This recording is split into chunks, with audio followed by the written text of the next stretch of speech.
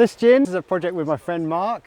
We've chatted for ages about making some volcano-themed alcohol and non-alcohol, but just getting some of the flavours from the landscape into the gins. Mark is an awesome character, so he loves experimenting with flavours. This is an Elsewhere Gin. This is our company, my wife's and I company. We go around the country kind of doing this for our own label and for special events like this. And we try and capture as much of the region, including the geology and including the water, into the final product. There's a big special event coming up, and we put our knuckleheads together and thought we should do a gin for it. Of course, the botanicals for it have to come from a famous volcanic area of New Zealand.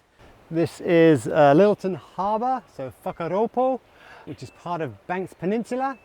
And the Banks Peninsula is made of 3 volcanic complexes that overlap each other, that formed kind of 6 to 12 million years ago.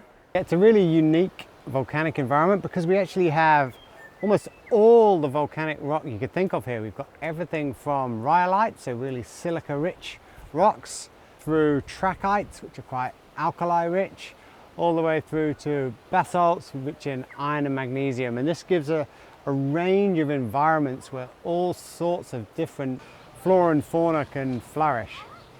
Last week we went out and we did some foraging. The mighty kawakawa.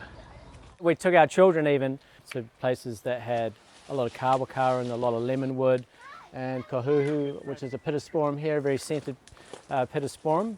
And then we saw some herbs along the way. We saw some elderflowers. We got some watercress. We collected a whole bunch of metamorphic rocks. Volcanic rocks. Part of the reason why things grow here is because of the basalt. And so the kawakawa and the lemonwood that we're getting is extremely flavorful. Because of the basalt and the high access to magnesium, which helps with the enzymatic life of the plant, and as it does with humans. And also the fine sea salt acts like a flavouring and a seasoning. Nicely in place.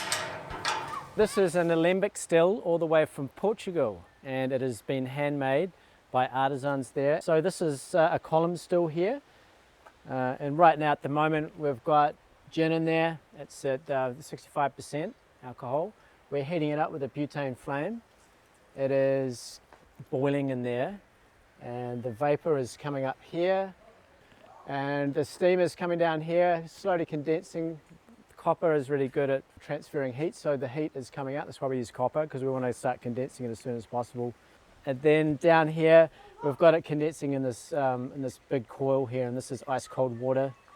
And then it comes out the bottom here as the distillate, which is condensed vapor. With an enclosed coil here and all this enclosed, it's really good for capturing all the aromatics because none of the vapor is wasted. And that there is cold. That's water temperature. So it's coming off the still here. It's at 85%, and when we take it down to 42%, we'll be using Living Springs water, and that's what you guys and girls will be drinking at your party.